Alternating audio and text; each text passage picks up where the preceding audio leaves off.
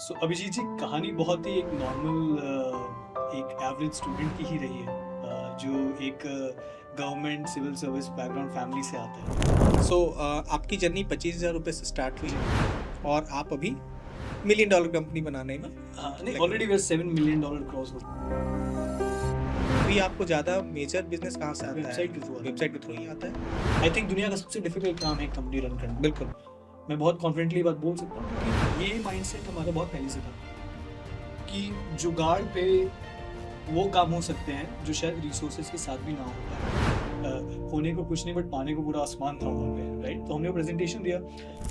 भारत में 50,000 से भी ज़्यादा यूनिवर्सिटीज़, इंस्टीट्यूशंस और कॉलेजेस हैं, जिसमें हर साल 3.5 करोड़ बच्चे एनरोल होते हैं। ये जो 3.5 करोड़ का नंबर है, ये अगले 7 सालों में 14 करोड़ तक जाएगा। हमारा पर्पस है कि हम जो भी वीडियो लेकर आएँ वो आपके लिए नॉलेजेबल और इंसाइटफुल हो। आप हमारे चैनल को सब्सक्राइब करें और अपने फ्रेंड्स एंड फैमिली के साथ शेयर करें सो दैट ज़्यादा से ज़्यादा लोग नॉलेजेबल हों। Saurabh, welcome to the show. Thank you for having me. कैसे हैं आप? मैं बिल्कुल ठीक। कैसा चल रहा है लाइफ? सब सही चल रहा है, बस between business and personal life सब मैनेज कर रहा है। बैलेंस हो जा रहा है? जी हाँ, पूरी कोशिश है। ओके। सबसे पहले हम आपके जर्नी के बारे में जानना चाहेंगे। पटना, पटना से देहरादून, देहरादून से अहमदाबाद, कैसे स्टार्ट हुआ ये जर्नी? अभिजीत जी, कहानी बहुत ही एक नॉर्मल एक एवरेज स्टूडेंट की ही रही है, जो एक government civil service background family से आता है। और मेरी स्कूलिंग पटना में हुई और एंड उसके बाद मेरा जो कॉलेज का एजुकेशन था, मैंने कंप्यूटर साइंस इंजीनियरिंग की हुई है यूपीएस देहरादून से। ओके। देहरादून जाने के बाद ही मेरी ये कंपनी की जर्नी शुरू हुई है, जब मैं कॉलेज में ही था। और कॉलेज कब आप गए थे, कौन से ईयर मैं में? ये 2015 से 2019 मेरा बैच था, देहरादून में यूपीएस में। और कॉलेज जाने की दौरान जो एक्सपीरियंस हुआ, आगे चल के वही होम यूनिवर्सिटी का फाउंडेशन बना। जैसे ही मेरा एडमिशन कंफर्म हुआ वहाँ पे, उसके जस्ट ओरिएंटेशन क्लासेस कहते हैं, जब क्लासेस शुरू होने वाले होते हैं, उसके एक दिन पहले ही मुझे एक फ़ोन आया और मेल आया कॉलेज से कि बॉस, आपका इन कैंपस अकोमोडेशन तो अवेलेबल नहीं है, और जो अवेलेबल है थोड़ी बहुत सीट्स, वो भी गर्ल्स को फर्स्ट प्रायोरिटी दी जाती है, तो आप अपने लिए प्राइवेट बाहर कोई हॉस्टल ढूंढ लीजिए ऑफ कैंपस। वहाँ पे जाके ये पहली बार मेरा इंट्रोडक्शन हुआ कि अच्छा, ये भी एक प्रॉब्लम है, क्योंकि मैं पहले कभी देहरादून नहीं गया था। ओके एंड जब मुझे ये बात पता चली तो हम लोग ऑनलाइन इन्फॉर्मेशन ढूंढना शुरू कर चुके थे, क्योंकि मेरे कोई रिलेटिव भी उस समय वहाँ पे नहीं थे। बहुत ढूंढा, बट कुछ प्लेटफॉर्म जैसे जस्ट डायल, OLX वगैरह पे कुछ ऑप्शंस मिला, बट कोई भी कॉन्क्रीट सोल्यूशन नहीं था। समहाउ जाके आफ्टर लाइक 2-3 दिन बाद मुझे कहीं से एक सीनियर के वाया एक हॉस्टल का रिकमेंडेशन मिला। मैंने उनको फ़ोन करके कुछ डिटेल्स मांगा उन प्रॉपर्टी में, तो उस प्रॉपर्टी के मैनेजर ने मुझे कुछ फ़ोटोज़, कुछ वीडियोज़ भेजे और अमेनिटीज़ का डिटेल्स भेजा कि यहाँ पे हॉट वाटर टाइमिंग्स ये है, फूड ऐसा मिलता है, दिस एंड दैट। और आपको ये सीट बुक करने के लिए एक डिमांड ड्राफ्ट देना पड़ेगा, 20-25 हज़ार रुपये का उस समय। तो एज इन की कोई ऑप्शन नहीं था, क्योंकि क्लासेस शुरू होने वाली थी और लगेज लेके आप कभी रोम अराउंड नहीं कर सकते सिटी में ऑप्शन ढूंढने के लिए। तो हमने वो डिमांड ड्राफ्ट सबमिट किया। जब वहाँ पहुँचे तो सिनेरियो पूरा अलग था। वो फोटोज़ भी उस रूम की नहीं सही थी, जो हमने देखा था वो वैसी थी नहीं। जो सर्विसेज भी मेंशन थे वो फुलफिल नहीं हो रहे थे, और कैंसिलेशन का कोई सवाल ही नहीं उठता है, क्योंकि ऐसा कोई सिस्टम ही नहीं था कि कैंसिलेशन पॉलिसी या कोई स्ट्रक्चर बुकिंग पॉलिसी, ये मार्केट में था ही नहीं अगर हम हॉस्टल्स की बात करें तो ये जर्नी वहीं से शुरू हुई। कॉलेज में ही जब मैं थर्ड ईयर में पहुंचा तो एक बिजनेस प्लान कंपटीशन होता है, एनुअल बिजनेस प्लान कंपटीशन। मैं इंजीनियर, हमें बिजनेस का उस समय कोई आइडिया नहीं था, but as a college project हमने इस कंपटीशन में पार्टिसिपेट किया। हम लोग सबसे छोटे थे उस कंपटीशन में पार्टिसिपेट करने वाले। हमारा उस समय जो प्रोजेक्टेड टर्नओवर था वो भी सबसे कम था as compare to other participants जो उस कंपटीशन में आए हुए थे। But somehow it's all about destiny, वो कंपटीशन हम जीत गए, हम उसमें थर्ड आए थे। ओके। बट उस समय हमें वो 25,000 रुपये मिले थे, जिससे हमने आगे चल के वो कंपनी की शुरुआत की। वो भी अपने आप में एक कहानी है। वो जो कंपटीशन था वो कॉलेज करिकुलम का एक पार्ट था? नहीं, वो पूरा नेशनल लेवल एक इवेंट था जो हमारे ही कॉलेज में ही होस्ट हो रहा था। Okay, okay. वहाँ पे हमने वो जब हम वो प्राइज मनी जीते। और वो भी अलग कहानी है, क्योंकि जो फर्स्ट और सेकंड आए थे वो लोगों ने अपने ज़्यादातर पैसे पार्टी करके खर्च कर दिए, क्योंकि वो इंजीनियर्स हैं, सारे स्टूडेंट्स हैं, अलग अलग कॉलेजेस के थे, कुछ आईआईटीज के थे, कोई कहीं के थे। हम उस पैसे को चाह के भी नहीं खर्च कर पाए, क्योंकि वो पैसे हमने ब्रांड के नाम पे चेक ले लिया था, जो उस समय एक प्रोजेक्ट के अलावा कुछ था नहीं, तो उस चेक को हम कैश नहीं कर सकते थे। बट मैं मानता हूँ कि it's all about destiny. Life में जो होता है वो एक पर्पस से ही होता है। आगे चल के कुछ दिनों बाद हमें पूछा गया कि भाई आपने उस पैसों को कैसे यूज़ किया, तो हमने कहा कि सर हमने तो अभी यूज़ ही नहीं किया, हमने उसको रखा हुआ है कि जब भी हमें काम आएगा कंपनी का तभी हम उसको कैश आउट करेंगे। और इस बात से जो जूरी थी वो और भी ज़्यादा खुश हुई, इम्प्रेस हुई।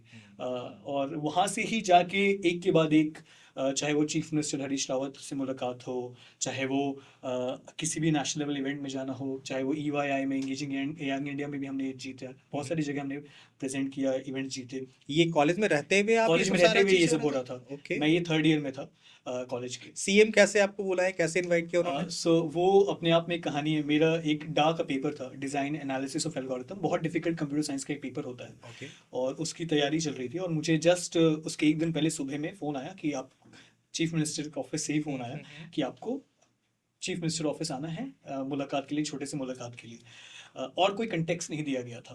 ओके। ठीक है? मतलब हाँ, कोई पर्पस नहीं, कोई कुछ नहीं पर्पस नहीं। पता हाँ, कि क्यों आप, बुलाया जा हाँ रहा है। नहीं, बस इतना आइडिया था कि इस हमारे प्रोजेक्ट से रिलेटेड ही कुछ होगा, ओके। अदरवाइज मुझे क्यों बुलाया जाएगा। मैं वहाँ गया तो वो सुबह से रात तक का प्रोग्राम था, और वहाँ पे हमें पता चला कि उस समय की गवर्नमेंट वहाँ पे क्या इनिशिएटिव्स ले रही है स्टार्टअप्स को लेके। तो अपने हिसाब से जो उस समय उनके वाया किया जा सकता था उन्होंने किया, हमें सपोर्ट किया। और उसके बाद इंटरेस्टिंग टर्न आया फ्रॉम 2018, जब जुलाई एंड में हम लोग दुनिया का सबसे बड़ा टेक कॉन्फ्रेंस जो होता है एशिया में, वो हांगकांग में होता है। एशिया का सबसे बड़ा टेक कॉन्फ्रेंस है, largest tech conference in Asia, जिसका नाम है राइस, RISE। हम उसमें शॉर्टलिस्ट हुए थे प्रेजेंट करने के लिए हमारे इस आइडिया को। अभी भी हम कॉलेज स्टूडेंट्स थे, और पहली बार किसी इंटरनेशनल स्टेज पे से इनविटेशन आया था कि आप आइए, अपने आइडिया को यहाँ प्रेजेंट करिए और देखिए कि क्या रिस्पॉन्स मिलता है। तो मैंने अपने 2 जूनियर्स को बोला कि चलो यार साथ चलते हैं और देख के आते हैं कि क्या है। और मैं पूरे रास्ते उनको ये, और मैंने अपने फादर से कुछ पैसे मांगे, क्योंकि वो एक कॉस्टली ट्रिप होता है कहीं भी बाहर जाना। उन्होंने पूरे सपोर्ट के साथ वो पैसे मुझे दिए कि जाओ। एंड उनका बहुत बड़ा फेथ था कि कुछ अच्छा होने वाला है। ये हमें भी वाइब अच्छी अंदर से आ रही थी यार, शायद ये लिखा था इसलिए हम जा रहे हैं। और आप तब कॉलेज में 4th ईयर में थे? 4th ईयर स्टार्ट हो रहा था, स्टार्ट हो रहा था। राइट। सो एंड हम लोग वहाँ पहुँचे, एक अनजान शहर, 3 लड़के 20 साल के, 19-20 साल के एज ग्रुप के हम लोग थे उस समय। और वहाँ जब हम लोग पहुँचे तो मैंने पूरे रास्ते अपनी टीम को, ये जो 2 लोग मेरे साथ गए, तो उनको ये कह रहा था कि निराश नहीं होना है अगर यहाँ पे कुछ ना हो, ठीक है। बस उम्मीद रखिएगा कि आप यहाँ तक पहुँच गए, ये बहुत बड़ी बात है, ठीक है। उससे पहले मैंने ज़्यादा से ज़्यादा ऐसे मेरे हिसाब से 100-200 के क्राउड के सामने प्रेजेंटेशन दिया था। वहाँ जाके मुझे पता चला कि मुझे 20,000 लोगों के सामने एक ऑडिटोरियम में प्रेजेंटेशन देना है। वो भी अपने आप में कहानी है कि हम लोग वहाँ खड़े थे स्टेज पे, मैं बहुत नर्वस था। मुझे पीछे से आके किसी ने कहा कि इस शहर में क्या, इस देश में आपको कोई दूर दूर तक नहीं जानता है, तो ज़्यादा से ज़्यादा क्या हो जाएगा, ठीक है। तो एंड पूरे कॉन्फिडेंस के साथ प्रेजेंटेशन दीजिए, फिर जो होगा आगे देखा जाएगा। तो वो मुझे बहुत, उसने उस समय, वो कहावत है, मैंने एक इंटरव्यू में भी कहा था कि खोने को कुछ नहीं बट पाने को पूरा आसमान था वहाँ पे, राइट। तो हमने वो प्रेजेंटेशन दिया। फॉर्चुनेटली कुछ चुनिंदा कंपनीज जो वहाँ पे आके जिनको फंड मिला, उसमें हमारी भी कंपनी थी। Oh great. सो वहाँ जाने के पहले हम इंडिया में जब अपने स्टार्टअप को एज अ प्रोजेक्ट पिच करते थे, तो बहुत ही अंडर वैल्यूड वैल्यूएशन मिलते थे कि ये लीजिए 5 लाख रुपए, आप मुझे 50% दे दो कंपनी का। और हमारे लिए 5 लाख भी बहुत थे, क्योंकि हम इंजीनियर्स थे और एज अ प्रोजेक्ट हमने इसको शुरू किया था। बट वहाँ जाके पहली बार करोड़ों में बात होना शुरू हुई। उस समय वहाँ जाके 20 साल के, 19-20 साल के बच्चों को 1 करोड़ रुपए का चेक, 1 करोड़ से ज़्यादा का चेक दिया गया। वो चेक लेके जब हम इंडिया वापस आए, कहानी बदल चुकी थी। अब वो बच्चे बच्चे नहीं थे, वो स्टार्टअप जो प्रोजेक्ट था वो प्रॉपर एक कंपनी बन चुका था। और वो जो फर्स्ट इन्वेस्टर थे हमारे, जो ला गज्जर ग्रुप में वरुण गज्जर, वो जो हमें हांगकांग में मिले। तो कहावत है कि आप कहीं भी जाइए आपको इन्वेस्टर्स अहमदाबाद के ही मिलते हैं, सो गुजरात से ही मिलते हैं। सो मतलब वो गुजरात के थे, वो वहाँ पे उस इवेंट में कॉन्फ्रेंस भी में थे प्रेजेंट थे। और वहाँ से ही हम लोग, और वहाँ पे और भी जगह से ऑफर मिला था हमें।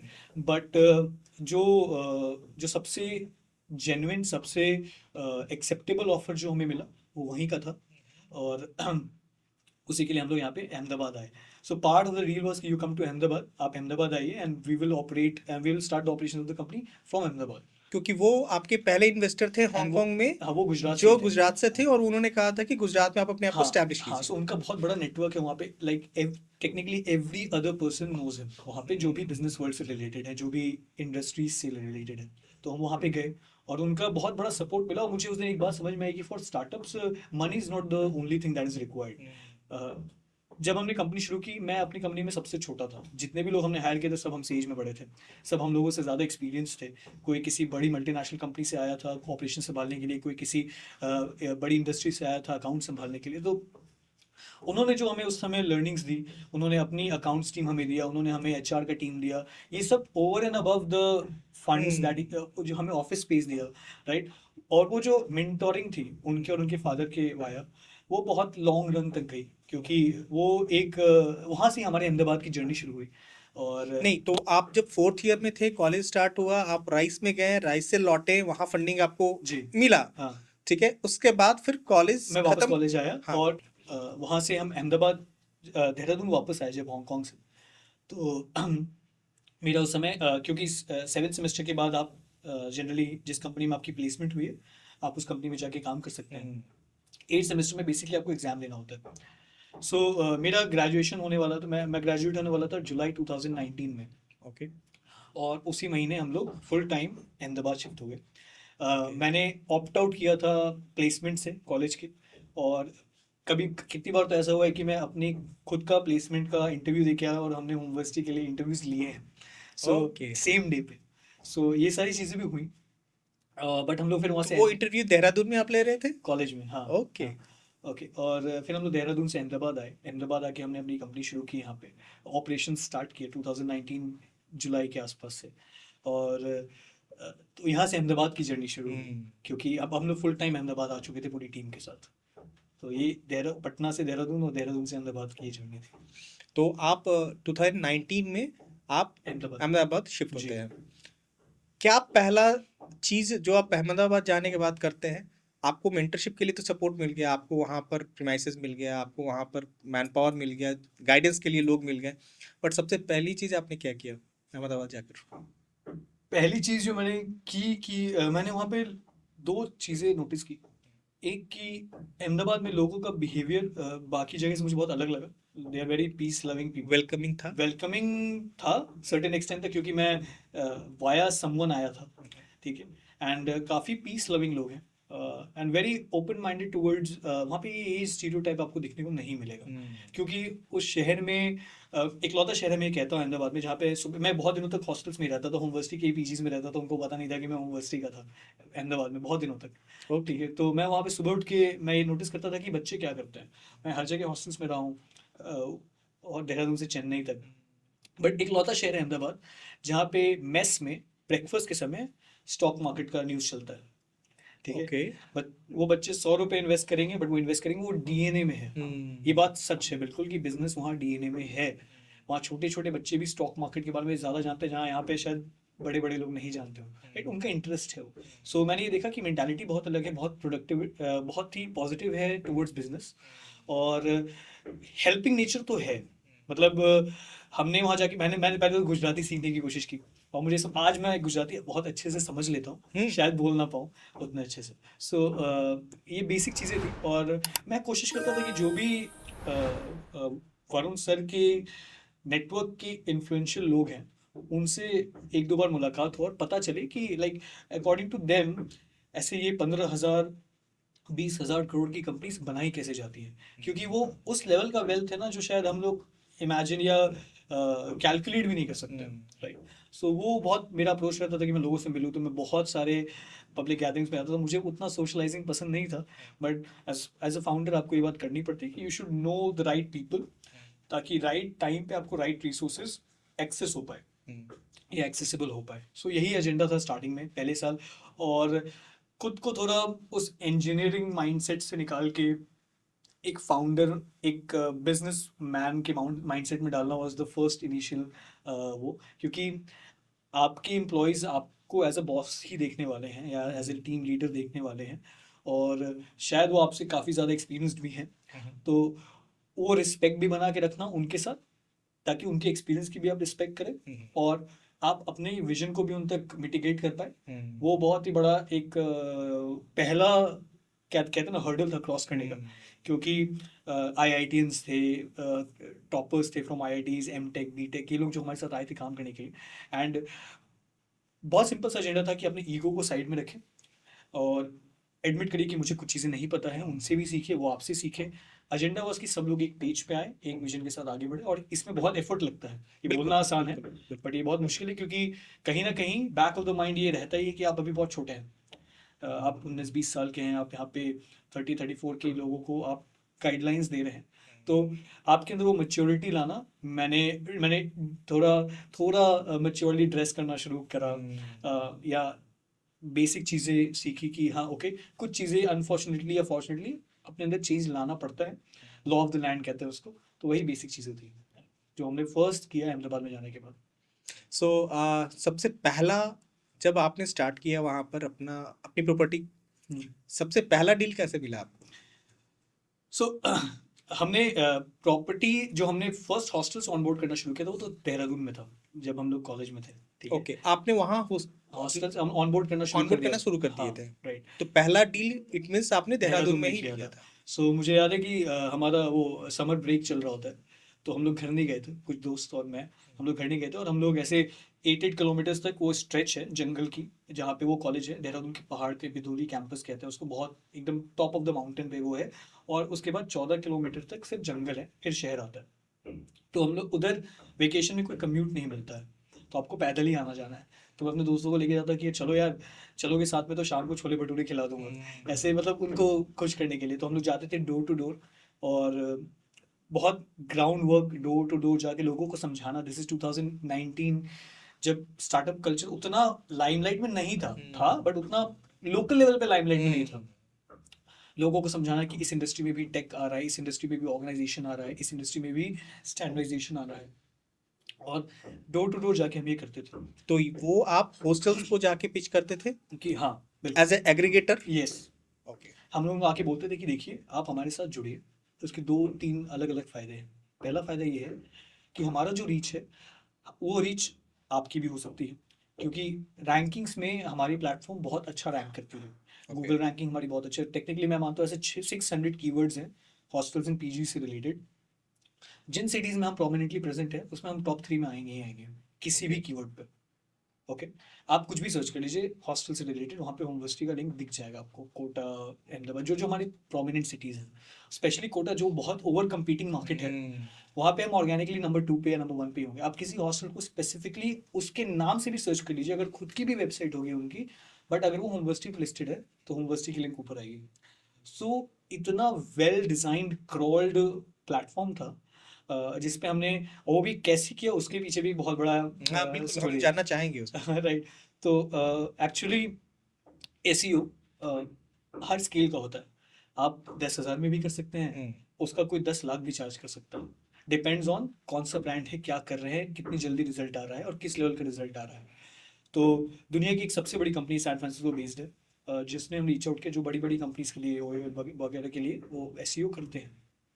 उन्होंने हमें रीच आउट किया और उन्होंने बोला कि हम आपके साथ काम करना चाहते हैं, हम आपकी रैंकिंग ठीक कर देंगे, आपका ये कोटेशन है कुछ। उन्होंने जो उस समय जो कोटेशन दिया था वो 60% ऑफ आवर टोटल फंड था। ओके। ठीक है, वो जो हम कर नहीं सकते। तो मैंने उनको बोला कि सर देखिए, इतना पैसा हमारे पास अभी इस चीज़ के लिए नहीं है। राइट, वी आर स्टार्टअप, हमें लीन थिन एंड जुगाड़ पे ही काम करना होता है। तो मैंने उनके टीम को कंटिन्यूस मेल्स करना शुरू किया कि सर आप करो मत, but as a founder to founder आप मुझे 5-6 टिप्स दे दो जिससे मैं ये काम कर सकता हूँ at 1/10 of the cost. 7-8-10 mail के बाद उनका रिप्लाई कि ठीक है, हम आपको 5-6 टिप्स देते हैं बट आप मेल मत करिएगा वापस। ठीक है। सो उन्होंने मुझे एक हैंडबुक दिया छोटा सा, जिसमें उनके हिसाब से टेक्निक्स थी जिसपे हमें काम करना है। तो मैंने 2 एसईओ के इंजीनियर्स को लिया, बहुत नॉर्मल, एंड उनके साथ 1 साल काम किया कंटिन्यूस। ओके। मेरा हार्डली उसमें 2 लाख रुपए खर्च हुए होंगे पूरे साल में।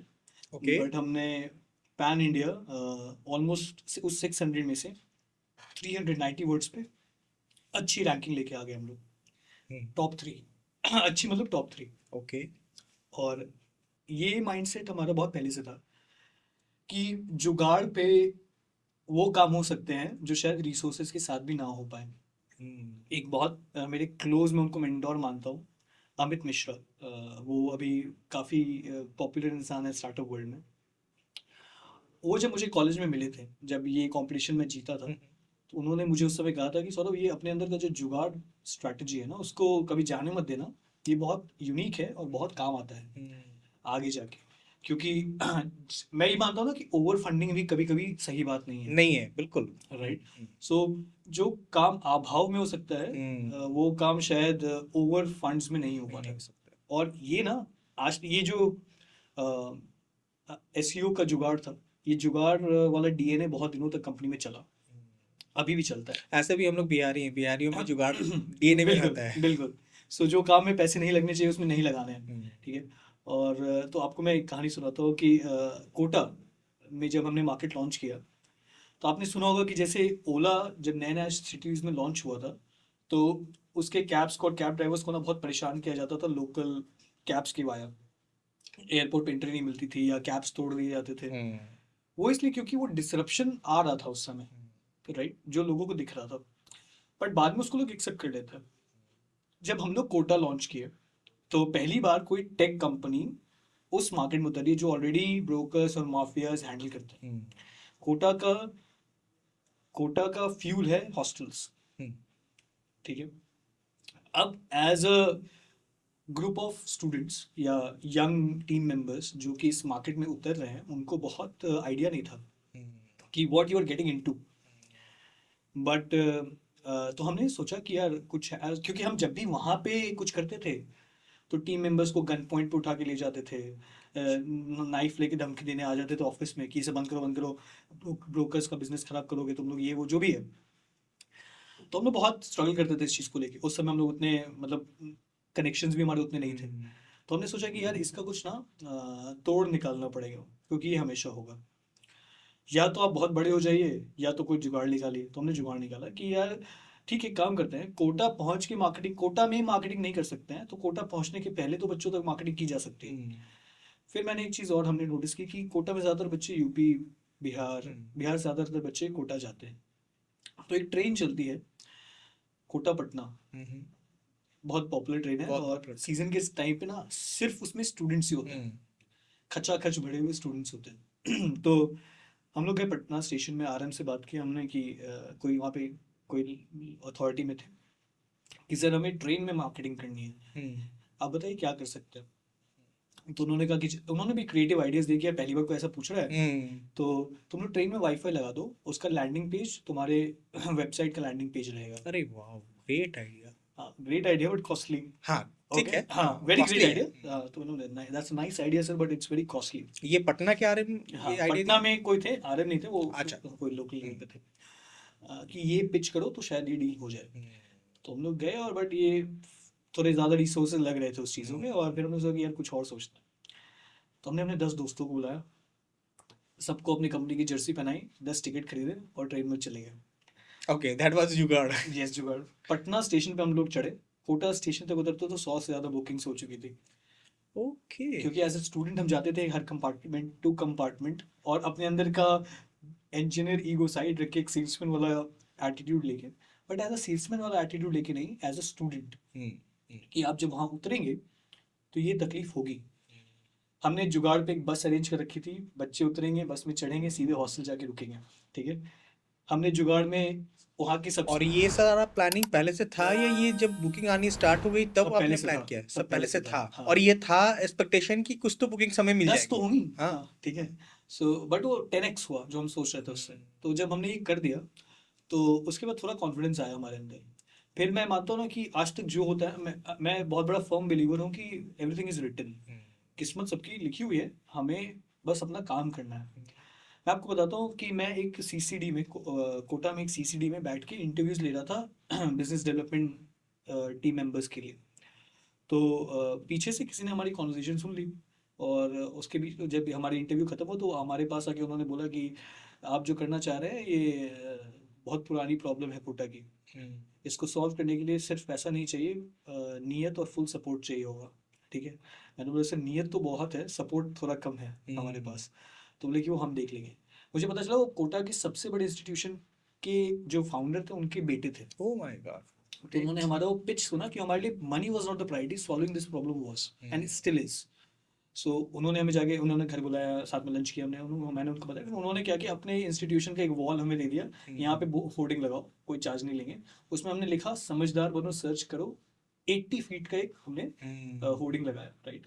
और उसमें फ़ोन नंबर दे दिया। स्टूडेंट्स ज़्यादा ब्रोकर्स फ़ोन कर रहे थे हमें कि भाई ये कौन है, कौन सा ब्रांड आ गया। सो बहुत सारे, और इन सब में कोई पैसे खर्च नहीं हुए, और ये अभी तक हम करते हैं। बहुत सारी कहानियाँ हैं जुगाड़ की जो हमने करते हैं। अभी गुजरात IPL, गुजरात और मुंबई का कोई मैच था, उसमें एक रैप वीडियो शूट हुई। उसमें मुंबई इंडियंस का जर्सी ब्लू है और होम यूनिवर्सिटी की भी जर्सी ब्लू है, तो पूरी रैप वीडियो होम यूनिवर्सिटी की जर्सी में हुई है shoot. Okay. Okay, without spending any money, but millions of hits, right. So agenda बहुत सिंपल रहा है कि be very very stingy with your money, कंजूस बनिए, पैसे समझ के खर्च करिए, एंड जहाँ आप पैसे लगाए वो बहुत थॉट प्रोसेस के बाद ही लगाए। सो वो आइडियोलॉजी रही है हमेशा से। सो आपकी जर्नी 25,000 रुपये से स्टार्ट हुई जी और आप अभी $1 मिलियन कंपनी बनाने में। हाँ, नहीं, already we are $7 million cross हो चुका यस यस, 7 मतलब $1 मिलियन कंपनी आपने बना ली। जी। कहाँ देखते हैं अपने आप को अभी आने वाले एक डिकेड्स में, 10 ईयर्स के बाद आप कहाँ अपने आप को पाते हैं? देखिए, मेरा ऐसा मानना है कि, और हमारी पूरी टीम का ये मानना है कि ये जो प्रॉब्लम है, ये ओवरनाइट सॉल्यूशन वाली प्रॉब्लम नहीं है। और अगले 10 साल में जो हम काम करेंगे वो स्टेजेस में काम करेंगे, और एजेंडा बहुत सिंपल सा है कि इंडिया के स्टूडेंट हाउसिंग मार्केट को एक ग्लोबल स्टैंडर्ड, जो आज यूके का स्टूडेंट हाउसिंग मार्केट है, जिस लेवल पे वो मैच्योर है, जो सर्विसेज हैं, उस लेवल तक लेके जाना पॉसिबल है इंडिया में, बट सिस्टमैटिक और सही मॉडस्ट तरीके से काम करना पड़ेगा। तो अगले 10 साल में ही नहीं, मैं अगले 3 साल में बोलता हूँ, इंडिया के सबसे प्रोमिनेंट स्टूडेंट हाउसिंग ब्रांड में से एक, जो सबसे फाइनेस्ट एक्सपीरियंस देगा बच्चों को, उसमें एक यूनिवर्सिटी ज़रूर होगा। ये बात की तो हम आपको गारंटी दे सकते हैं। ओके। बड़ा मेहनत का काम है, बट ज़रूर पूरी कोशिश रहेगी। और अभी तक उस जर्नी में कहाँ तक पहुँचे? बहुत क्लोज पहुंच चुके हैं। हमारी पहली प्रॉपर्टी बहुत जल्दी अहमदाबाद में, जो हमारी खुद की फ्लैगशिप प्रॉपर्टी है, हम लॉन्च करने वाले हैं। हम ऑलरेडी 30 शहरों में पिछले 4 सालों से काम कर रहे हैं on the ground level. Bharat के 30 शहरों के 500 लोकेलिटीज़ में यूनिवर्सिटी पे 2000 से भी ज़्यादा हॉस्टल्स लिस्टेड हैं। और ये करने के बाद हमें समझ में आया कि मार्केट में किस चीज़ की रिक्वायरमेंट है, मार्केट को कैसे ठीक किया जा सकता है। हम खुद प्रॉपर्टी ओनर्स के पास जाके बोलते हैं कि सर आप हमारे साथ काम करिए, हम आपको आपका कुछ एक्सपीरियंस है और हमारा कुछ एक्सपीरियंस है, उस दोनों एक्सपीरियंस को मिला के हम इस मार्केट को और सुधार सकते हैं। एजेंडा सिंपल है, मैंने जैसे कहा, मार्केट में लिविंग स्टैंडर्ड्स को बढ़ाएं, वैल्यू फॉर मनी ऑप्शंस दें। ज़रूरी नहीं कि रूम में टीवी और AC या प्ले स्टेशन लगा हुआ हो। स्टाफ बिहेवियर, खाना अच्छा होना चाहिए, हाउसकीपिंग सही होनी चाहिए, और कस्टमर फर्स्ट अप्रोच रखना बहुत ज़रूरी है। तो ये सारी चीज़ें हम मान के चलते हैं कि 10 साल में बहुत मार्केट अपलिफ्ट होगा, और उसमें यूनिवर्सिटी, जो इंडिया का स्टूडेंट हाउस मार्केट है, वो बहुत अपलिफ्ट होगा, और उसमें यूनिवर्सिटी एक बहुत मेजर प्लेयर टर्न आउट होगा।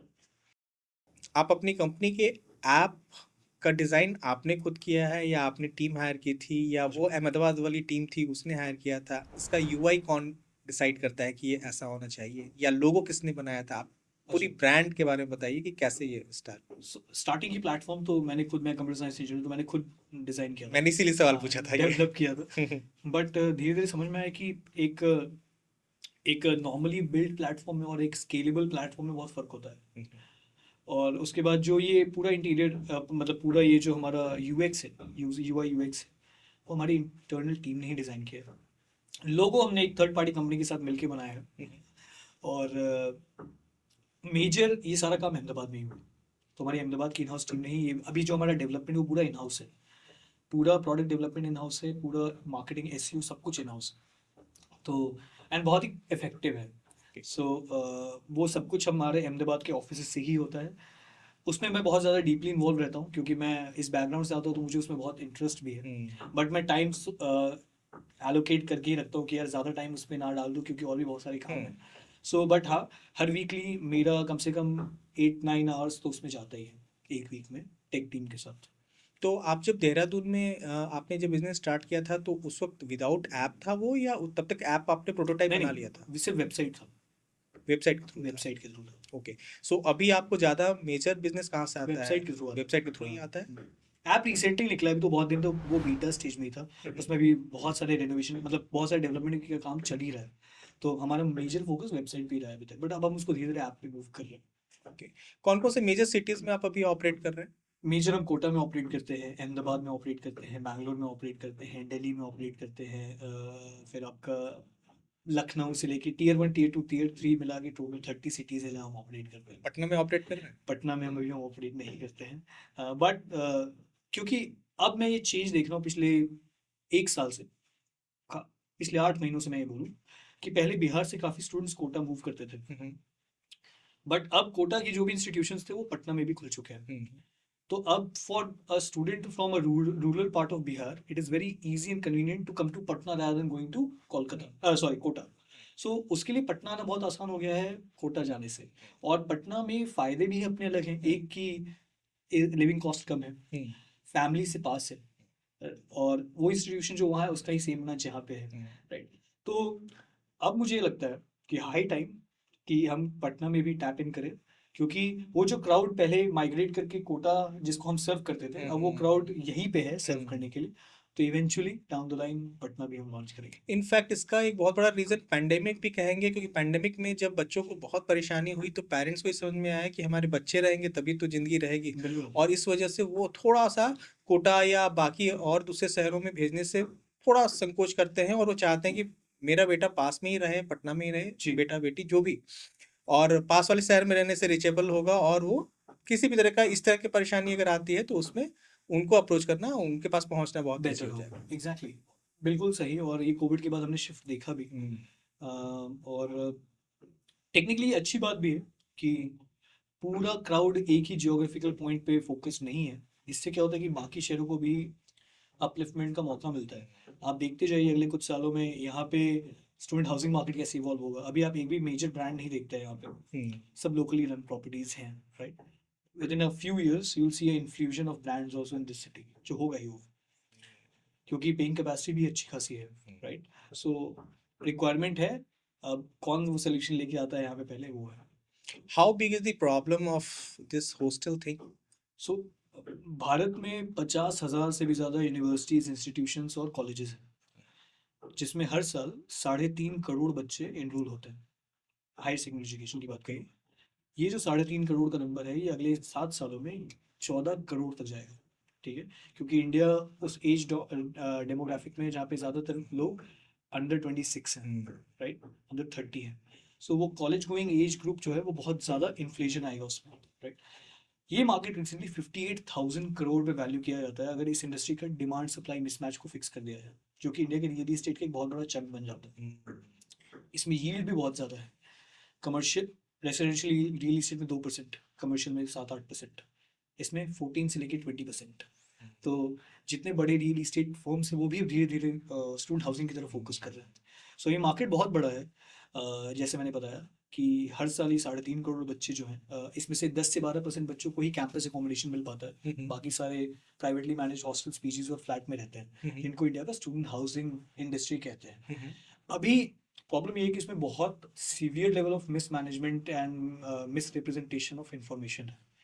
जो आपको दिख रहा है वो कितना सही है इसकी कोई गारंटी नहीं। जैसे कि आप ऑनलाइन कोई ऑप्शन देखेंगे, आप वहाँ पे पहुँचेंगे, तो दावा है कि मोस्ट ऑफ द केसेस में, 90% केसेस में जो पिक्चर आप देखो वो रियलिटी से बहुत अलग होने वाली है। सर्विस पहले 1-2 वीक तक बहुत अच्छी रहेगी, बट जैसे ही पेरेंट्स आपको वहाँ छोड़ के सेटल हो जाएंगे, सर्विस डिग्रेड होना शुरू हो जाएगी। जीरो फोकस है कस्टमर सपोर्ट पे। फॉर एग्जांपल होमवर्सिटी ने कैंसिलेशन पॉलिसीज, अलग अलग टर्म्स ऑफ बुकिंग पॉलिसीज, कितनी सारी चीज़ें धीरे धीरे स्ट्रक्चर करना शुरू किया ताकि कस्टमर फर्स्ट अप्रोच भी आए इस मार्केट में। और ये बहुत ज़रूरी था क्योंकि होटल इंडस्ट्री में ये रिवोल्यूशन आया, बहुत सारी ब्रांड्स ने किया। अब वो प्रॉब्लम्स माइग्रेट कर गई स्टूडेंट हाउसिंग इंडस्ट्री में, अब उसको सॉल्व करने का ये टाइम आया। तो इसलिए मैं ये मानता हूँ कि बहुत बड़ा मार्केट है। एंड मैं तो ये भी कहता हूँ कि इंडिया में किसी भी, आज हम फ़ोन उठा के किसी भी घर में फ़ोन करें ना, वहाँ पे या तो पेरेंट को या तो स्टूडेंट को हॉस्टल्स की प्रॉब्लम है ही, कि तो मैं दावे के साथ कह सकता हूँ। तो कभी कभी कोई कोई प्रॉब्लम्स इतनी बड़ी हो जाती है ना कि लोग उनका सोल्यूशन एक्सपेक्ट करना बंद कर देते हैं कि यार ये तो सॉल्व ही नहीं हो पाएगा, जब तक कोई इसको आके सॉल्व नहीं कर देता है। सो इसलिए मैं मानता हूँ कि अगर ये सोल्यूशन बन जाता है तो आगे जाके, और ये इतनी जल्दी नहीं होगा। आज आप जो भी बड़े ब्रांड्स को देखते हैं, जोमेटो को पता नहीं कितने साल, 15-16 साल हो गए, ओयो को 13-14 साल हो गए, तब जाके वो ब्रांड्स पॉपुलर होती हैं। सो कुछ कुछ प्रॉब्लम्स इतनी बड़ी होती हैं ना कि उनको सॉल्व करने के लिए बहुत सिस्टमैटिक और क्या कहते हैं, ग्रेजुअल इम्प्लीमेंटेशंस और इम्प्रूवमेंट्स करने होते हैं। तो ये हम करना चाहते हैं, और पूरा पूरा एजेंडा टीम का यही है कि यार इस प्रॉब्लम को सॉल्व करो। इंडस्ट्री बहुत बड़ी हो या ना हो, ये प्रॉब्लम बहुत बड़ा है, और अब ये बात लोगों को भी पता चल गई कि इंडस्ट्री खुद में बहुत बड़ी है। तो मैं तो कहता हूँ कि इस देश का के जो टॉप 10 प्रॉब्लम्स अगर मैं उठाऊं जिनको सोल्यूशन की बहुत सख्त रिक्वायरमेंट है, उसमें एक स्टूडेंट हाउसिंग आता है। क्योंकि इंडिया की ज़्यादा, मैंने जैसे कहा कि दुनिया का सबसे बड़ा डोमेस्टिक हायर एजुकेशन मार्केट है भारत। सो अगर ये मार्केट बढ़ रहा है ना, तो हर आज कोई आप किसान के पास चले जाइए या कोई इंजीनियर के पास चले जाइए, दोनों अपने बेटे को ना एक अच्छा ही एजुकेशन देने में एस्पायर करता है। बिल्कुल। आप ये देख लीजिए, और वो वहाँ पे ना वो बजट भले वेरी करे, बट माइंडसेट सेम है कि यार जगह अच्छी रहेगी ना तो बच्चा फ्री रहेगा मेंटली, तो वो पढ़ाई पे ज़्यादा ध्यान दे पाएगा। बिल्कुल। इसलिए मैं मानता हूँ कि with good education comes along good accommodation for education, right. Right. सो पढ़ाई पे आप ध्यान दीजिए, एकोमोडेशन में हम ध्यान देते हैं, ये हम मानते हैं, ठीक है। कि आप अगर अपने बच्चों को भेज रहे हैं दूर, तो वो पीस ऑफ माइंड होना चाहिए, राइट। इसलिए हमने बहुत सारे ब्रांड्स लॉन्च किए, फॉर एग्जाम्पल यूनिवर्सिटी हेल्दी, जो फूड को लेके है। मेरा एक्चुअली नेक्स्ट सवाल यही था हाँ। कि good accommodation is directly proportional to good food. Absolutely, क्योंकि जब भी हम या कोई भी बच्चा Right. जब कहीं किसी हॉस्टल खोजता है ना, तो सबसे पहले वो पूछता है कि खाना कैसा मिलता है यहाँ पे। एब्सोल्युटली, प्रोबेबली वो मतलब वो वहाँ जो बच्चे रह रहे हैं ना, उनसे चुपके से ही फीडबैक ले पूछे कि यहाँ का खाना कैसा है। क्योंकि जब आप अच्छा खाएंगे तभी आप अच्छी पढ़ाई आपकी हो पाएगी। बिल्कुल। तो मेरा नेक्स्ट आपसे क्वेश्चन यही था कि यूनिवर्सिटी कैसे ये क्वालिटी कंट्रोल करता है गुड फूड के लिए। Right. क्योंकि अभी तक आप एग्रीगेटर थे, अब जाकर के आप अपनी पहली प्रॉपर्टी आपकी स्टार्ट हो रही है। तो ठीक है, आपसे मैंने जगह तो ले लिया, लेकिन अच्छा खाना नहीं मिलेगा तो मैं उस जगह पे क्यों रहूंगा। एब्सोल्युटली। तो इसका क्या सॉल्यूशन है आपके पास? इसमें ना 2-3 मेजर ऑब्जर्वेशंस हैं हमारे कि ये प्रॉब्लम क्यों है। हॉस्टल का खाना खराब है, ये मैं भी बोलता था, मेरे फादर भी बोलते थे अपने हॉस्टल के बारे में, उनके मेरे ग्रैंडफादर भी बोलते हैं। प्रॉब्लम बहुत स्ट्रेट फॉरवर्ड है। प्रॉब्लम ये है कि पहला तो टेस्ट मिसमैच। फॉर एग्जाम्पल हम कोटा का एक केस उठाते हैं। कोटा में बच्चे पूरे इंडिया से आते हैं। जनरली जो महाराज है वो राजस्थानी है, राइट। अब एक बिहार का स्टूडेंट जो कोटा में जाके रह रहा है, उसका टेस्ट प्रेफरेंस बहुत अलग होगा जो एक राजस्थानी शेफ खाना बनाएगा, और ये वाइस वर्सा भी होगा, राइट। पहला प्रॉब्लम था टेस्ट मिसमैच। दूसरा था इनकंसिस्टेंट स्टाफ। ये महाराज आते हैं, कुछ दिन काम करते हैं, शिफ्ट बहुत, चर्न बहुत ज़्यादा है स्टाफ में, तो टेस्ट हर समय चेंज होता रहता है। तीसरा था मेन्यू बहुत ओवर पावर्ड होती है एक जियोग्राफी के तरफ। गुजरात में जाएं तो गुजराती इन्फ्लुएंस मेन्यू बहुत ज़्यादा होता है, राइट। इस चीज़ को ना ब्रेक करने का और ऑर्गेनाइज करने का सोल्यूशन की बहुत रिक्वायरमेंट थी। हमने क्या किया, हमारा जो अभी मेन्यू है, पहले तो ये जो शेफ़ हैं, ये हम अलग अलग पार्ट्स से उठाते हैं इंडिया के। फॉर एग्जांपल उड़ीसा के शेफ्स बहुत अच्छे होते हैं। ओके। ये एक कॉमन ट्रेंड है कि कुक्स, उड़ीसा के जो कुक्स होते हैं वो सबसे अच्छे होते हैं, राइट। प्लस ऐसे कुक्स जिनको मास स्केल फूड अच्छी क्वालिटी प्रोड्यूस करने का एक्सपीरियंस हो, जो प्रोफेशनल काम कर चुके हैं, राइट। जिनको सैनिटेशन स्टैंडर्ड्स पता हो, राइट। और ये प्रोफेशनल शेफ्स की बात हो रही है, महाराज की बात नहीं हो रही। तीसरा जो मेन्यू बने वो पूरा क्राउड को समझिए। फॉर एग्जांपल अगर हम एक पर्टिकुलर एरिया में सर्व कर रहे हैं, उस एरिया के हॉस्टल्स में ज़्यादातर बच्चे कौन से पार्ट से हैं, किस किस पार्ट से इंडिया के बच्चे वहाँ पे रहते हैं, तो हम मेन्यू को बहुत ही टेलर मेड कर देते हैं। इडली सांभर भी मिलेगा, पाव भाजी भी मिलेगा, दाल बाटी भी मिलेगी एक एक दिन, सो दैट वीक में एक दिन बच्चे को होता है यार एक दिन तो मेरा खाना मिल रहा है मुझे, राइट। तो वो मेंटालिटी लाना बहुत ज़रूरी था कि मेन्यू को डाइवर्सिफाई करिए, क्योंकि क्राउड ऑलरेडी बहुत डाइवर्सिफाइड है, राइट। कोटा में राजस्थान के बच्चे नहीं रह रहे, तो ये मेन्यू क्यों राजस्थानी है वो समझना पड़ेगा। या कोलकाता में बंगाल के बच्चे रह रहे होंगे, बट बहुत जगह के और के बच्चे भी रह रहे हैं, तो वाई बंगाली डोमिनेटेड मेन्यू। जो एक कॉमन प्रॉब्लम है कॉलेज हॉस्टल्स में। एग्जैक्टली। अगर बैंगलोर में है तो आपको साउथ इंडियन ही मिलेगा खाने Exactly. को, उसका टच रहेगा वहाँ पे। लेकिन मैं बिहार से हूँ, मुझे वहाँ का खाना नहीं पसंद। बिल्कुल, वो स्वीटनेस रहेगी खाने में जो गुजरात में भी आपको दिखती है, राइट। वो सारे एरियाज के लोगों का प्रेफरेंस अपना अपना है, बट मेरा मानना सिंपल है कि इसको डाइवर्सिफाई करो, और इसलिए हमने किया। जो भी शेफ्स हमारे सब प्रोफेशनल हैं, राइट। मैंने जैसे कहा कि ब्रेकफास्ट लंच एंड डिनर हमारे फैक्ट्री से बन के जाता है हॉस्टल्स में, चाहे आंधी हो या तूफान, खाना पहुंचेगा। प्रायोरिटी ये है। तो स्टाफ आपने अपना खुद का किचन सेटअप यस, करके हमारा रखा है? खुद की पूरी एक फैक्ट्री आउटलेट है अहमदाबाद में, जो मास प्रोड्यूस करती है खाने को बहुत हाई स्टैंडर्ड्स पे। ओके, अभी अभी अभी कितने लोगों का खाना बन आई रहा है? थिंक हजारों स्टूडेंट्स का जाता होगा हर दिन, ओके, राइट? तो और कैपेसिटी क्या है उस किचन की? एक किचन आई थिंक 4000 लोगों को सर्व कर सकता है ओके। 3 टाइम्स अ डे, यानी 12,000 मील्स पर डे की कैपेसिटी, जो कि बहुत बड़ा नंबर है, छोटा नंबर नहीं है। और कंजम्पशन भी उस हिसाब से ही होता है। और इतना सिस्टमैटिक है क्योंकि यहाँ पे मेन्यू फिक्स्ड है, हर दिन का ऑर्डर फिक्स है, क्वांटिटी फिक्स है, डिलीवरी लोकेशन फिक्स्ड है। सो रेस्टोरेंट से ये अलग इसलिए है क्योंकि रेस्टोरेंट ऑर्डर मिलने के बाद खाना बनाता है और फिर बेचता है। हम ऑलरेडी बिका हुआ खाना बना रहे हैं जो ऑलरेडी सोल्ड आउट है, मतलब सब कुछ फिक्स है, तो हमारा वेस्टेज बहुत कम होता है, ना के बराबर होता है। अगर आप हमारी फैक्ट्री में वॉक इन करेंगे, अलाउड तो ऐसे होता नहीं, बट अगर आप वॉक इन करेंगे तो आप अगर रेफ्रिजरेटेड यूनिट्स में जाके खोलेंगे ना, आपको कुक्ड फूड नहीं दिखेगा अंदर, क्योंकि बचेगा ही नहीं। It's very cut to cut, right? And that's where और वो कॉस्ट इफेक्टिव भी होता एग्जैक्टली है। एग्जैक्टली वो आप वहाँ पे प्रॉफिट्स भी हैं आपके, और फूड भी वेस्ट नहीं हो रहा है, तो it's win win for everybody. So या सो ये कैसे होता है? सपोज आपके ऐप पे या आपके वेबसाइट पे जाते हैं, मैंने एक पर्टिकुलर लोकेशन को मैंने किया, उसमें क्या फूड का ऑप्शनल ऑप्शन रहता या है? सो जनरली हॉस्टल्स में जैसे आई वुड से 80% हॉस्टल्स जो हमारे प्लेटफॉर्म पे हैं वो फूड प्रोवाइड करते हैं included in rent. Okay.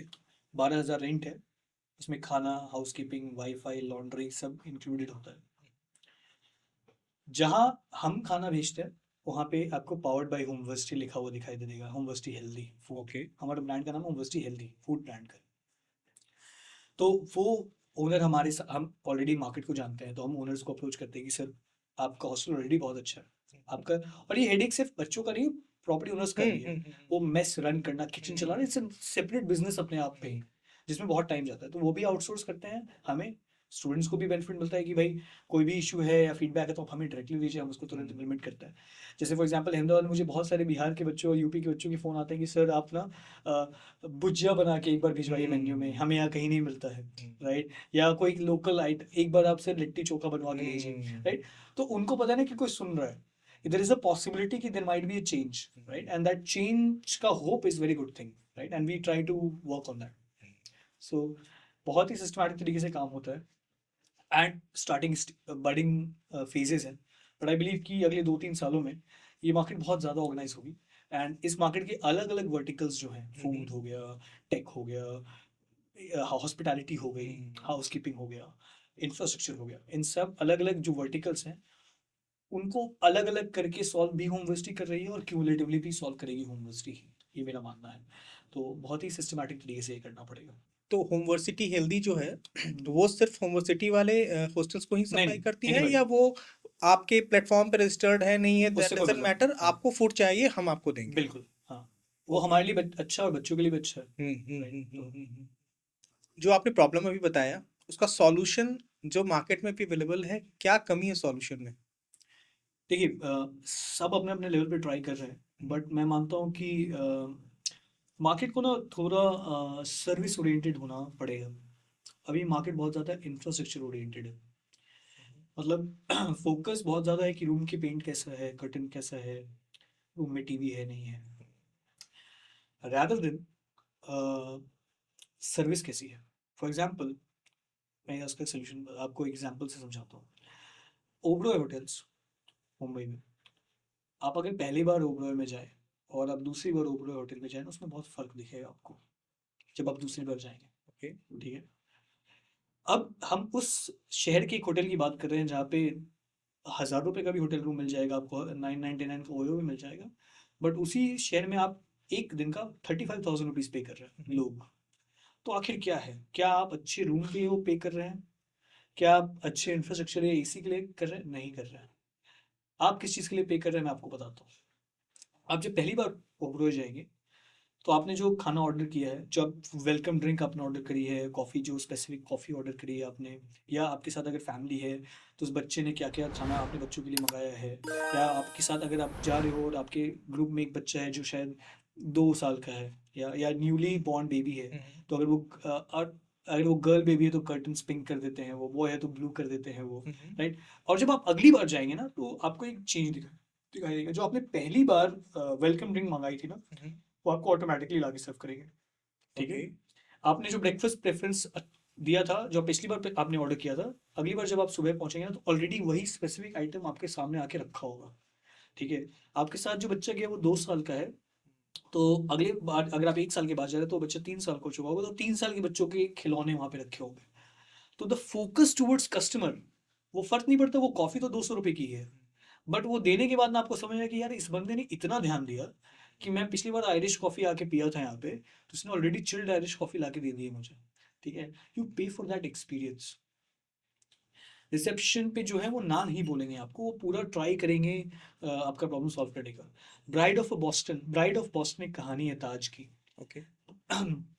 Taj hotel था बॉस्टन में, वहाँ पे शादी हो रही थी, और जो ब्राइड का ड्रेस था वो आना बाकी था, बाहर से आ रहा था टेलर के पास से, बट कर्फ्यू लग गया, ओके।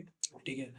अब वो उस होटल का फर्क, उस होटल का काम नहीं है वो लेके आना, क्योंकि उसने उन्होंने डायरेक्टली ऑर्डर किया था कहीं से, बट उस होटल के स्टाफ ने अपना 200% दिया, उस कर्फ्यू के बीच में जाके वो ड्रेस ला के दिया, ताकि उनको ये ना लगे कि यार मेरे होटल में फंक्शन हुई थी और इनको इस बात का गिला रह गया कि यार मैं अपना ड्रेस नहीं पहन नहीं पाई। पहन so for them customer satisfaction in all aspects is huge, is the top most priority.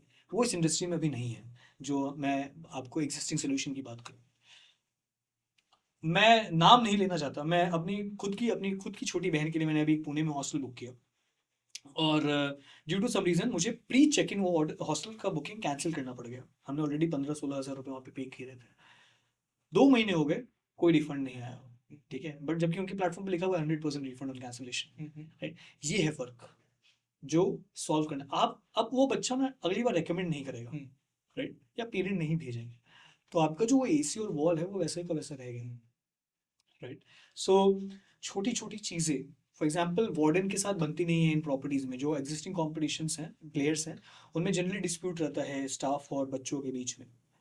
मैं मानता हूँ यही सबसे बड़ा नेगेटिव पॉइंट हो जाता है। अगर आपका स्टाफ वहाँ पे रिसेप्शन पे जो खड़ा है या खड़ी है, वो बच्चे से बस इतना पूछ ले कि बेटा खाना खाया, उसमें कुछ नहीं जा रहा है, बट उस बच्चे के बैक ऑफ द माइंड ये है ना कि यार इनको फर्क पड़ता है। ये नहीं कि 8 बजे खाना खत्म हो गया पैक करके नहीं। अगर कोई बच्चे ने मैसेज कर दिया कि सर मैं लेट हूँ, तो उसके लिए खाना पैक करके एक टिफिन में रख दे उसके रूम में, या बेड बना दे उसका जब वो कॉलेज का। ये सब छोटी चीज़ें जिसमें पैसे खर्च नहीं होने वाले हैं, बट ये एटीट्यूड बताता है जो बच्चों तक मिटिगेट भी होता है। तो कस्टमर सेंट्रिक फोकस है नहीं, जो लाना बहुत ज़रूरी है, जो हम लेके आने की पूरी कोशिश करेंगे। अपने 20s में आपने स्टार्टअप स्टार्ट किया था, क्या स्ट्रगल फेस करना पड़ा आपको? एज भी एक फैक्टर होगा जिसकी वजह से आपको कहीं कहीं डील मिलने में मुश्किल हुई होगी। देखिए, मैं मानता हूँ कि डील मिलने में तो मुश्किल नहीं होती है, हाँ, बट एक एज फैक्टर ज़रूर रहता है when it comes to running the company. वो अब नहीं है, ये अर्ली 2019-20 की बात बता रहा हूँ, जब, बिकॉज मेरी कंपनी में सब लोग मुझसे ज़्यादा एज के थे, राइट। इवन जो latest business development team members थे वो भी मुझसे ज़्यादा एज थे। तो हमेशा वो एक बैक ऑफ द माइंड रहा मेरे या उनके या सबके कि यार बच्चा है। आपको मैं कुछ ऐसी स्टोरी सुनाऊंगा जो आप यकीन नहीं करें। मैं इतनी सारी मीटिंग्स में जाता हूँ जहाँ मैं मीटिंग खत्म करके निकलता हूँ, लोगों से पूछते सौरभ नहीं आएंगे क्या? उनको लगता नहीं कि मैं सौरभ हूँ, राइट, क्योंकि ओके। कि बच्चा, ये तो बच्चा है, कोई सीरियस कोई आएगा, राइट। मीटिंग खत्म हो जाती है, डील हो जाती है उसके बाद। और मैं ये मानता हूँ कि 20s में 2 प्रॉब्लम है स्टार्टअप रन करने में। पहला तो आप का ये जो ट्रांजिशन है from that student young free life to a very responsible life, where आप सिर्फ अपने लिए नहीं आपके सारे एम्प्लॉयज़ के लिए भी रिस्पॉन्सिबल है, राइट। वो is a big responsibility, right. मुझसे सब लोग पूछते हैं ना मुझे स्टार्टअप करना चाहिए, करना, मैं बोलता नहीं करना चाहिए अगर आपके पास वो कैपेसिटी नहीं है। वो फेरी टेल नहीं है ये जो आप टीवी में देखते हैं। आई थिंक दुनिया का सबसे डिफिकल्ट काम है कंपनी रन करना। बिल्कुल। मैं बहुत कॉन्फिडेंटली बात बोल सकता हूँ, क्योंकि आज कोई एक नया जॉब स्विच करता है ना, मैं देखता हूँ मेरे दोस्त कोई जॉब स्विच कर रहा है ना, तो वो अपनी 10 प्रॉब्लम्स गिनाता है, यार नया जगह है, नए लोग हैं, सिस्टम में सेट नहीं हो पा रही है वो। आप सोचिए जो वो सिस्टम सेट कर रहा है नए लेवल पे उसी एज में, उसके लिए वो कितना डिफिकल्ट होता होगा कि आप लीगल सेट करिए, अकाउंट सेट करिए, फाइनेंसेस सही करिए, आप सेल्स की टीम सेट करिए, मार्केटिंग की टीम सेट करिए, आप इन्वेस्टर्स के रिलेशन हैंडल करिए, आप एम्प्लॉय रिलेशन हैंडल करिए, सब करिए, टेक हैंडल करिए, सब कुछ हैंडल करिए, राइट।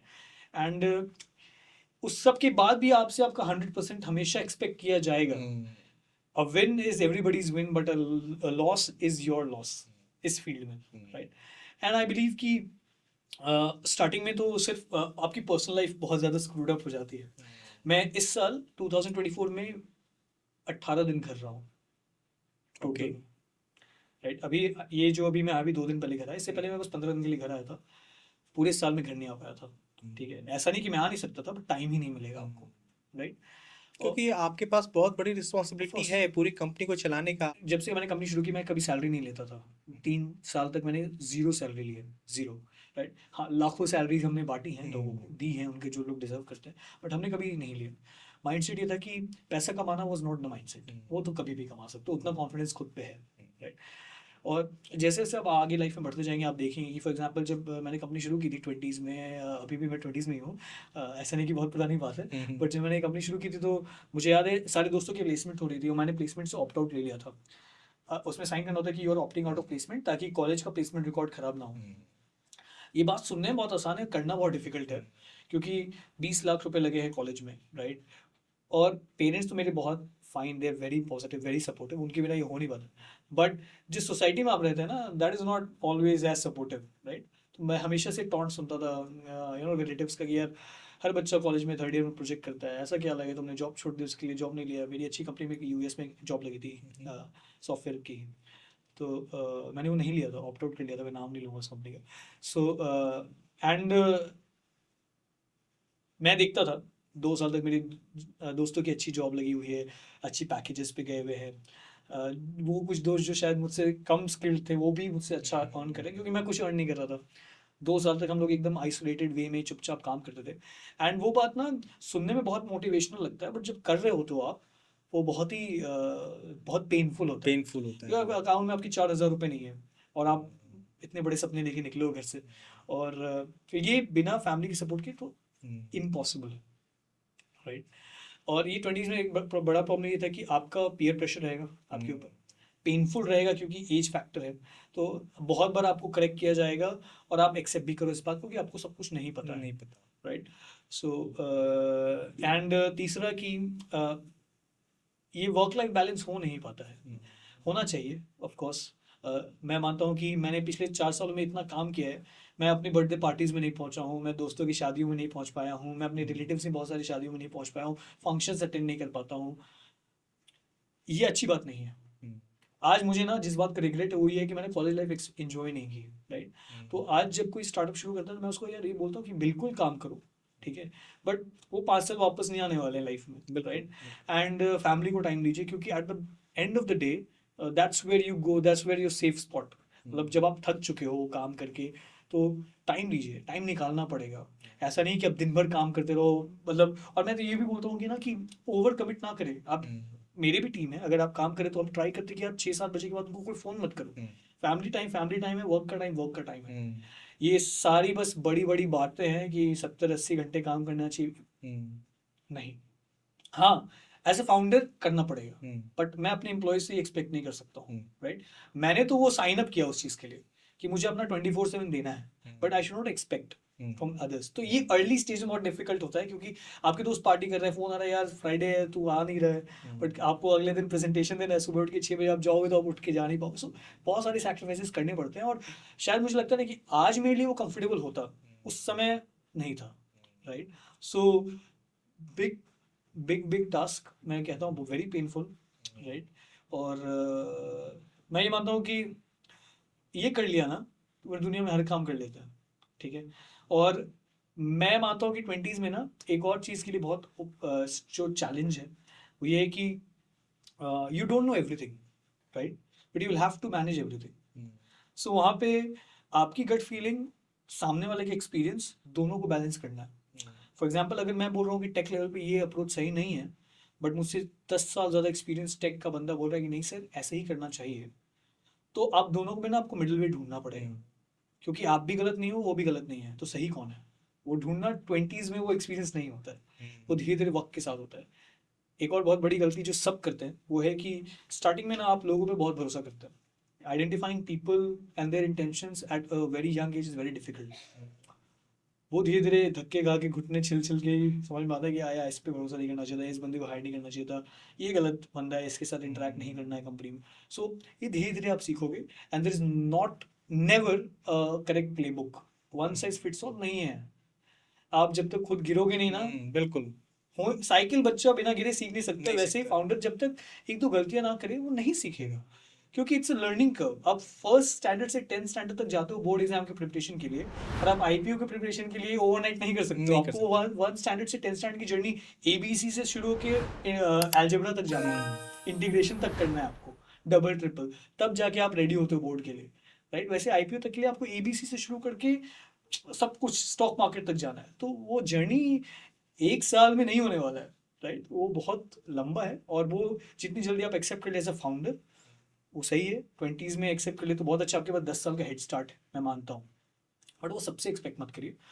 आप अपने एम्प्लॉयज से काम कराएं, बिल्कुल कराएं, उनकी प्रॉब्लम भी समझें। एकदम ब्रूटली आप नहीं काम करा सकते हैं, क्योंकि रिलेशन में वो जो काम कर देंगे शायद वो प्रेशर में नहीं करेंगे। नहीं करेंगे। ये बात मैंने अपने लोग एक्सपीरियंस के लिए, शायद मैं गलत भी हो सकता हूँ, बट दिस इज नहीं, व्हाट आई ये हैव बात सीन। बिल्कुल मेरा भी सेम एक्सपीरियंस है, और मैं भी इस बात को रियलाइज करता हूँ कि जो आपका रिलेशन करवा लेगा वो आपका वर्क काम प्रेशर ऑफ आप नहीं करवा सकते। कोर्स।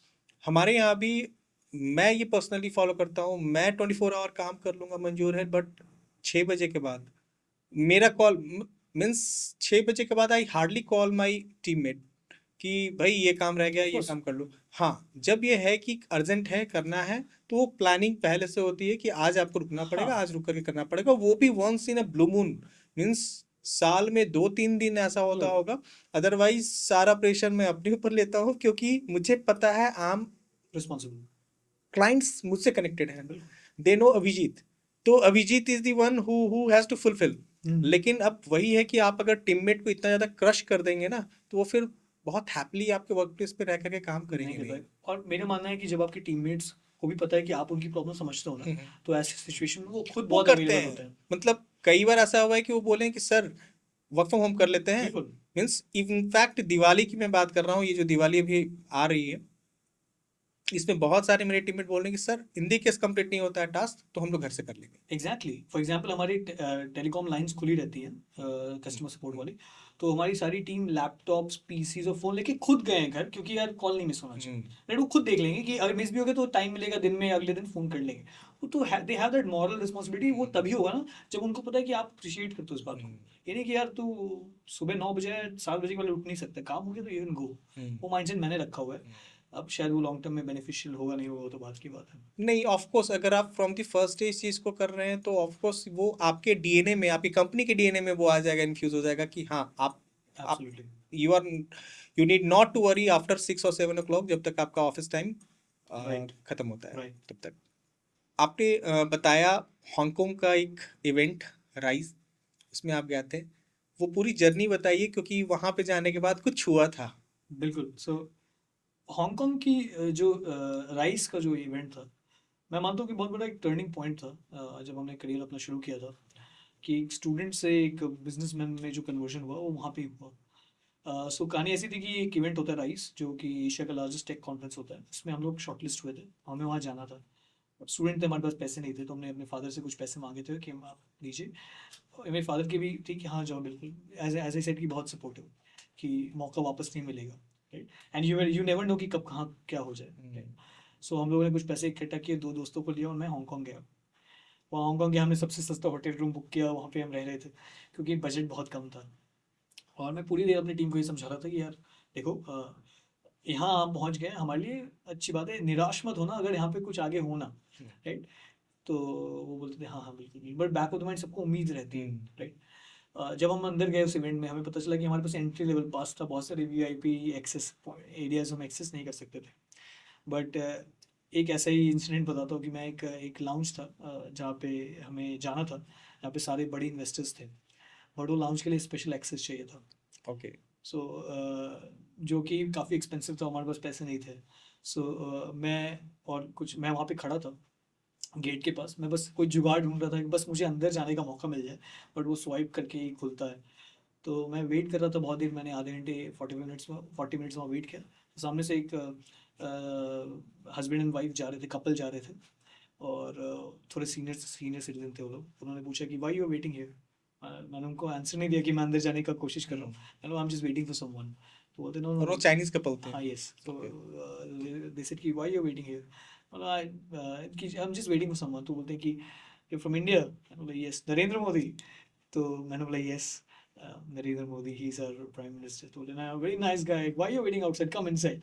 उन्होंने ऐसे स्वाइप करके दरवाजा खोल दिया, हम लोग अंदर चले गए। सो एंड दैट्स वेयर हम अंदर गए। वहाँ पे हमें जो इन्वेस्टर्स मिले, वो one of the biggest investors थे जो उस इवेंट में आए हुए थे, और हमारी बात उनसे होना शुरू हुई, और वो बात 2 घंटे चली, ओके। राइट। और वो जो रूम था वो ऐसे ग्लास का था, तो बाहर से लोगों को दिखाई दे रहा था कि भाई अंदर ये 3 छोटे बच्चे इनसे 2 घंटे से क्या बात कर रहे हैं। मैं उनका नाम नहीं लूँगा, काफ़ी पॉपुलर इन्वेस्टर। और जब मैं वहाँ से निकला तो फिर वहाँ के सारे लोगों ने हमें सीरियसली लेना शुरू किया, और वहाँ पे ही अप्रोच करना शुरू किया कि यार कहीं और से पैसा लेने से पहले एक बार गुजरात से पैसा लेके देखो, तो समझ में आएगा। तो फिर और वो गुजरात से थे जो इन्वेस्टर थे जी? नहीं, जो वो तो ऑस्ट्रेलिया के इन्वेस्टर थे, फॉरेनर्स थे। ऑस्ट्रेलिया के इन्वेस्टर हाँ, बट वहाँ से जब मैं निकला तो बाकी लोगों जो भी वहाँ पे और भी लोग थे, वो लोग अप्रोच करने लगे हमें। सो मैं ये मानता हूँ कि हर जगह कुछ ना कुछ नीयत सही है तो कहीं ना कहीं से आपको हेल्प मिल जाती है, ठीक है। और ऐसे ही होता गया हमेशा, जहाँ पे भी हमने गए वहाँ पे लोग अच्छे मिलते गए, और उनके बिना हो नहीं पाता। चाहे मैं कॉलेज में था, मैं आपको बताता हूँ कि जो मुझे कहा जाता था कि हर बच्चा कॉलेज में प्रोजेक्ट करता है, आप में क्या फ़र्क है, राइट। तो वो 25,000 की कंपनी से ये 60 करोड़ कैसे पहुँचते हैं, कोई कैसे पहुँचता है, मैं बोलता हूँ किसी एक आदमी या मेरी क्रेडिबिलिटी पे वो आप पहुँच ही नहीं सकते।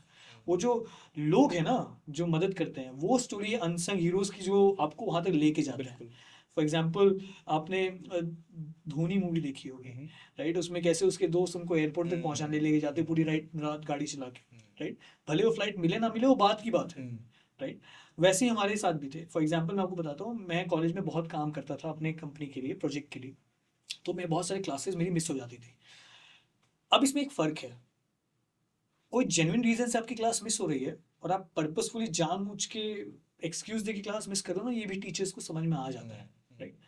तो मेरा वो चीफ मिनिस्टर वाली मीटिंग के अगले दिन पेपर था, राइट। उस पेपर में और इंजीनियर्स लास्ट डे पढ़ाई करते हैं, बिल्कुल। राइट। सो मैं उस दिन बैठा था कि यार पढ़ाई करूँगा, और सुबह से रात हो गई वहाँ पे, और जब मैं घर पहुँचा बिल्कुल थक गया, तो मैं आगे सो गया। मैं थोड़ा बहुत लिखा, और जब रिजल्ट आया तो मैंने जितना लिखा तो उससे इंटू 3 मार्क्स थे मेरा, ठीक है। बहुत वियर्ड, ठीक है। फिर उसके कुछ दिन बाद वाइवा था, तो वाइवा में मैं गया, तो जो प्रोफेसर्स थे वहाँ पे वो सबसे पूछ रहे थे कि ये आर्किटेक्चर बना के दिखाओ, वो आर्किटेक्चर बना के दिखाओ, ये कोड लिख के दो, वो एल्गोरिथम बनाओ। मैं गया तो मुझे पूछता और सर कंपनी कैसी चल रही है, ठीक है, ओह माय कोई गॉड। ज़रूरत हो तो बताना, जाओ A+, ठीक है। उस दिन मुझे एक बात समझ में आई कि अ, नीयत ना रेजोनेट होती है। अगर आप अच्छी नीयत से कुछ कर रहे हैं, तो जो अच्छी नीयत वाले लोग हैं ना, वो अपने हिसाब से आपको कंट्रीब्यूट ज़रूर करेंगे, ठीक है। और वो कंट्रीब्यूशन बहुत लंबा जाता है एज़ कम्पेयर टू फंड्स। आपको बता दो, मेरे एक प्रोफेसर थे सामरेंद्र सर, राइट। वो उनका एक लेग प्रोस्थेटिक था, ठीक है। तो मुझे इन्वेस्टर्स से मिलने के लिए देहरादून में जब मैं स्टूडेंट था, तो मुझे छोटे छोटे इवेंट्स में पिच करने जाने के लिए वो 14 किलोमीटर्स का स्ट्रेच क्रॉस करके आना पड़ता था, क्योंकि जंगल था 14 किलोमीटर का, उसके बाद शहर आता है, प्रेम नगर एरिया आता है देहरादून में। सो वहाँ सुबह सुबह कम्युनिकेशन नहीं मिलता था, तो वो सुबह सुबह 6 बजे आते थे मेरे हॉस्टल के बाहर, नीचे से देहरादून से ड्राइव करके 14 किलोमीटर ऊपर मुझे पिक करके वापस लेके जाते थे इन इवेंट्स में। उनको कुछ मिलने नहीं वाला था मुझसे, बट था कि भाई ये लड़का कुछ करेगा तो अपना सपोर्ट रहे। आज भी वो प्रोफेसर्स, जब मेरा पहला बिजनेस कार्ड बना था तो मैं उनको जाके मैंने बिजनेस कार्ड दिया था। सो उन्होंने उस लेवल पे सपोर्ट किया है शायद जितना, फॉर एग्जांपल मेरी अटेंडेंस कॉलेज के चांसलर तक को बुरा लग जाता था कि यार ये इसकी अटेंडेंस इतनी हाई कैसे है। तो सारे फैकल्टीज बोलते थे कुछ कर रहा है उसको करने दीजिए ना, अगर आप हेल्प नहीं कर सकते तो उसको हिंड्रेंस भी मत करिए। और ये वो फॉर एग्जांपल आपको सर्कल ऑफ लाइफ बताऊं तो, जिस कॉलेज में मैंने शुरू किया था इतना स्ट्रगल करके, 2020 में उसी कॉलेज का MBA के इनाग्रेशन में जो रनवे प्रोग्राम एक शुरू हुआ उसके इनाग्रेशन के लिए मैं गया था। सो वहाँ जाके मैंने डिग्री ली, मैं अपने कॉन्वोकेशन सेरेमनी में नहीं जा पाया था, तो वहाँ मुझे डिग्री भी मिल गई। ओके। सो मैं ये कहता हूँ कि काम नीयत अच्छी हो तो लोग अच्छे मिल ही जाते हैं, और उनके बिना ये हो नहीं सकता, ठीक है। तो बहुत सारे ऐसे प्रोफेसर्स हैं, बहुत सारे ऐसे लोग हैं जो आज भी कहीं ना कहीं उन्होंने ऐसे ऐसे दोस्त थे मेरे जो 2-2 घंटे बाहर स्कूटी लेके खड़े रहते थे कि भाई सौरभ आएगा तो इसको लेके चलेंगे, पैदल ना आना पड़े उसको। तो वो दोस्त हैं जिन लोगों ने जर्नी पॉसिबल बनाई, वरना ये पॉसिबल नहीं है ये अकेले। इट्स वेरी डिफिकल्ट, अकेले की जर्नी है ही नहीं कि है ही नहीं, entrepreneurs। इम्पॉसिबल है, राइट। कहते हैं ना कि if you want to move fast walk alone, if you want to walk longer walk together वाली बात होती है। So you can't go too long without the right people with you. और ये मेरा भी मानना है कि college plays a very vital role in your any kind of journey, Of course. Either it's entrepreneurial journey और एनी काइंड ऑफ जर्नी। अगर वो वहाँ के प्रोफेसर्स, वहाँ के टीम मीन्स कॉलेज वाले लोग अगर आपको मार्क्स नहीं देते हैं, अटेंडेंस में सपोर्ट नहीं करते, तो शायद ये जर्नी बहुत डिफिकल्ट होगा। बिल्कुल आप क्लास भी कर रहे होते हैं अपनी इफिशियंसी के साथ, आप पूरे इफिशियंसी के साथ आप काम नहीं कर पाते अपने हम्म। प्रोजेक्ट के लिए। उनका सपोर्ट था जो आपको इतना आगे Of तक course. लेकर के आया। Of course. सो ये बहुत मेजर रोल प्ले करता है, और अच्छे कॉलेज और अच्छे टीचर, अच्छे फैकल्टी में यही डिफरेंस होता है कि वो आपको कैसे हर एक स्टेज पे जाकर के आपको हेल्प करते हैं, बिल्कुल, आउट ऑफ वे जाके भी हेल्प करते हैं। Absolutely absolutely. But shark tank के बाद एक बात समझ में आ गई कि पता तो चल गया सबको कि हम हम्म। क्या करते हैं, हम्म। ठीक है। और मैंने उनको मेरे फ़ोन में मोदी जी की फ़ोटो मैंने दिखाई कि आप इनको जानते हैं, डू यू नो हिम। तो वो लोग देखे ऐसे फोटो देख के हंसने लगे। एंड थोड़ी देर हंसने के बाद 2-4 लोग मेरे पास आए। उन्होंने मुझे बोला कि टूटी फूटी इंग्लिश में कि we don't know his name but he is a very dangerous man from India. Okay. Okay, so